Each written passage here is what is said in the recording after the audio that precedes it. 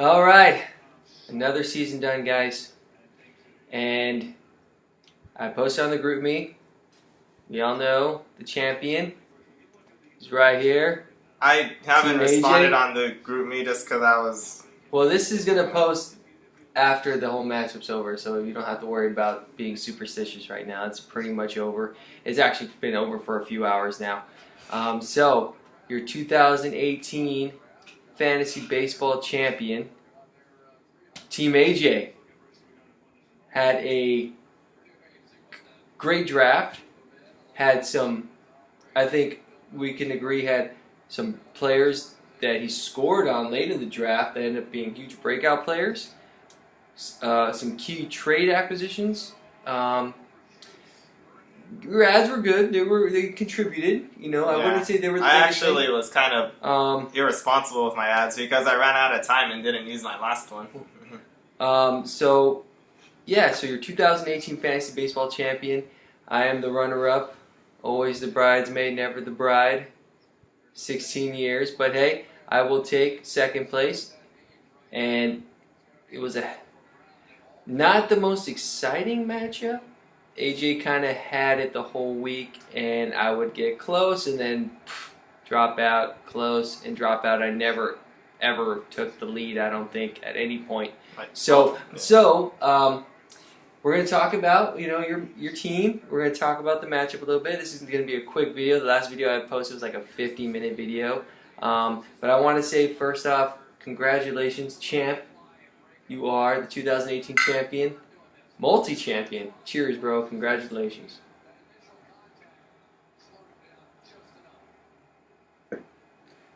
Oro Hershiser, because he's a World Series champion, like AJ is a champion. And Nomo, because no mo fantasy baseball. Aw, dang.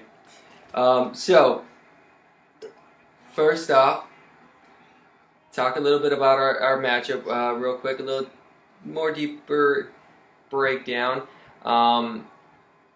Offensively, it was not an exciting week. If we had any of these weeks prior to this, we would have not made the championship. It was very dry offensively. I think for a couple days, both our teams, I think, batted like 200 on a couple days out of the week, right? I don't think I think I got up to 250 at one point, but I never got past that. I think that was the best average on the week, and if it ever exceeded 250, it was for like an hour where one of us exceeded 250. Like, it was such a, for lack of better words, a mediocre offensive performance for both our teams that it actually came down to pitching. Yeah, the pitching was the exciting part of the matchup. Pitching was really good. I think we can agree as a league that, everybody had great pitching this year. And it was really cool to see that you could win a couple pitching matchups, pitching categories, and barely win pitching every week. It was rare where you dominated pitching. Our matchup came down to pitching. Offense was a runaway. AJ, just like he did in the season, I faced you once, and he destroyed me, I think like 16-2 or something. And he ran away with this one again. So it didn't help that Trevor Story got hurt on the first day. Talk about a bad omen.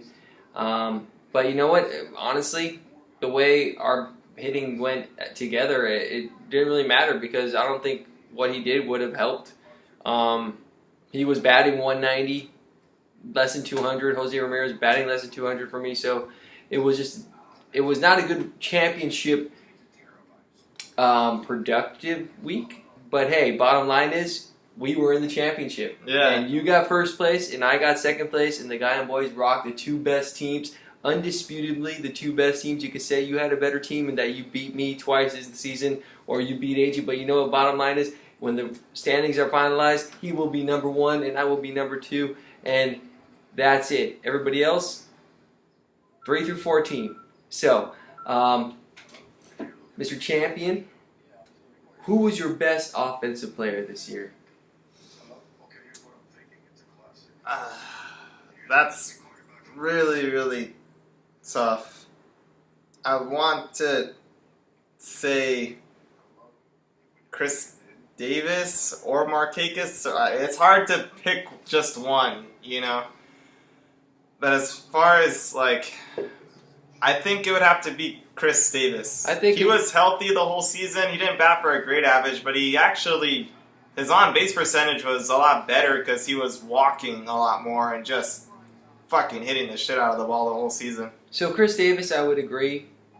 I think he ended fantasy baseball-wise with 42 to 43 home runs for you. He was the forefront of an A's team that's going to, I think, make the postseason.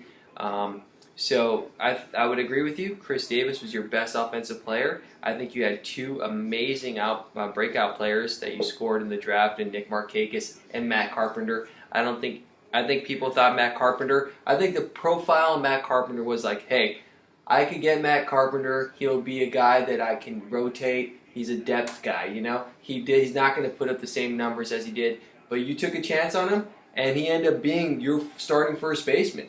I mean, you had depth at first base. Yeah. You had Carpenter. You had I had Hosmer at the time, but with Carpenter doing his thing, it made him trade bait too to try to get some pitching, and that's what helped me with Eric. Because when you draft Matt Carpenter, you're drafting him because, one, you know he's going to play every day. You know he's going to be first base, third base, and outfield. No, first, second, and third. First, second, third. Either way, he's a multi-position player that can give you production. You're not looking at him as a guy that's going to carry your team for the majority of the year, you know? And sure. He ended up being a huge pickup. I think everybody would agree was your best.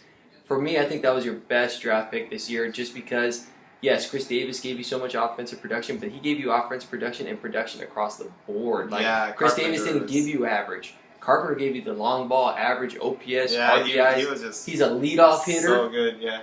And, man, I think he was your – if I had – Chris Davis is your offensive player of the year, but, man, Matt Carpenter, I think, was your MVP. Yeah. Well, as far as just, like, being the person to really kind of keep me at first place for all that time, like, Matt Carpenter was the biggest reason for sure.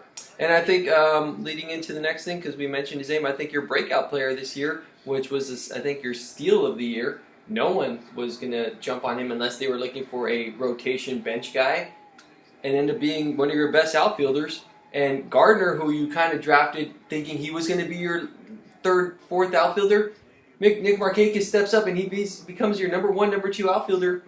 And all-star, had his best season ever. An all-star season, you know. I think he had a career year. Maybe his second or third year on the Orioles was maybe a good year, but this was his best year. He started on the all-star team, and he ended up being a huge steal for you in the draft. Yeah, he was so crazy, and, like, his idea, too. So, like, I drafted him when I was just getting my bench together. I had Gardner kind of, like, fixed as, like, my speedster, average, OPS kind of guy, because I had him on my team last year, and he did pretty well for me, so I just kind of was going to do that again. And Markakis was there, and Anthony said, it was actually at the wedding when we were finishing up just the last little bit, he said, hey, dude, like, Nick Markakis, I remember, like, one time I had him, and he was real good. He was consistent, so I was like, yeah, well, he could be good to have on the bench, you know? Let me correct you. I never had him, but the magazines I was reading was saying, look out for him because he's going to be one of those veterans on a team with young players that could just take off. In the magazines and online website predictions, he was a takeoff player this year, and man, he took off like a fucking rocket, dude. So, and your best pitcher that you drafted, we went into these things, this in the last video, but this is the champion, and we're going to give the champion his due. The spotlight is on him, and I know your best pitcher, but hands down was Justin Verlander. Yeah. But, your pitching was not what was carrying you in the beginning of the year. You had serviceable guys. Yeah, but my offense was pretty consistent. But with Cobb and Leak and Waka and Waka got hurt. I know, but with Cobb, Leak, and Waka and Hendricks, you had serviceable guys that you could rotate in, and you were spot starting 2, 3, and 4 guys with Verlander, but you knew that if your offense was carrying you, and you're like, I think your mindset was, I have to acquire some stud pitchers before the trade deadline, because if I want to stay in the top 3, secure a bye, get to the playoffs, you need pitchers. And man, you came through with 2 big trade acquisitions. You didn't give up a top 3 pick, right? No, I traded a 4th for Greinke. Traded a 4th round pick, got Zach Greinke, who became, I think, your number 2, and then you got Clevenger, right? Yeah, I traded Hosmer and cash for Hosmer Clevenger. and fantasy cash? Yeah. Or Hosmer and fantasy cash for Clevenger. And Hosmer, like, what did he do for anybody? He didn't do anything for Eric, right? I mean, Eric, he probably got you some hits, and bottom line, AJ came out on top on that, and you secured 2-3 that ultimately kept you in the top 3, top 2, because your offense started declining towards the end. Yeah, and then Hendricks started upping his game too. So Yeah. I really had like 4. When the Cubs took off. Yeah, I really had 4 he good took off quality with them. pitchers. And I think that's what was keeping me in first place, because my offense was tapering off towards the end, especially when I played Adam for the season. And when I you had no shot when I played Adam for the season for first place. My offense just was really bad, and it was really bad this week. But it came back to my pitching. It's kind of funny how your run went. You literally, in fantasy, you kind of want to be lucky and draft strong on both sides, because one week one might have to carry the other, and that was like summarizing your season. Offense carried your first half, pitching carried you the rest of the way. Really, that's how it was. Because the loss against Dale because of offense, because Dale said Chris Davis batted like $150, went 2 for 30 or something. You lost to Adam because of offense, and pitching is what kept it somewhat close. And then this week in the championship, if I had any productive offense, it would have been really close because of your offense. So I'm just saying, in fantasy, you hope to draft both ends of the spectrum, and if you don't, you try to sustain your strongest attribute. You try to sustain. If you draft strong offense like you did, hopefully that sustains you. And then if you can get to a winning record, you make those moves at the trade deadline, like a good manager does, and you pick up the other half so that you have a balanced group going into the playoffs. And I think that was a great manager strategy for you. I think that's giving you your due credit as a manager, is that, hey, I kick ass offensively on the draft, but I know I need pitching for the playoffs. So what do? I don't give up top 3 picks, which is great, because in the next draft, we're going to have no freezes. So the top 3 picks are going to be crucial because there's going to be so much available. You didn't give that up, and you got stud pitching, Greinke and Clevenger, and it took you the rest of the way. So, big ups to you. I want to do a quick little thing. Third place, it looks like Adam taking that 175 for third place.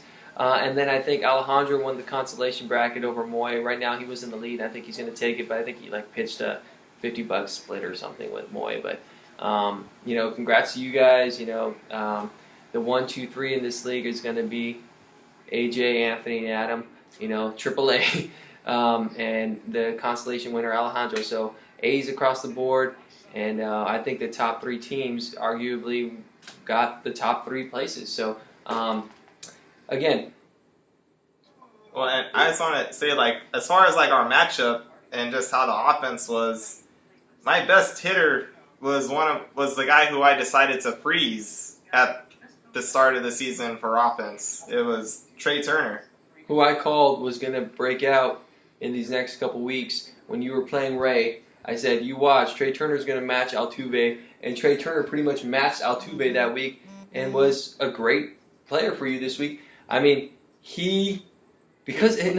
don't mean to discredit you on that, but our offense were so bad that this wasn't an all-star performance from him this week. It was a good performance, and a good performance won you offense. Over the last week, he was 385 with 10 hits, a home run.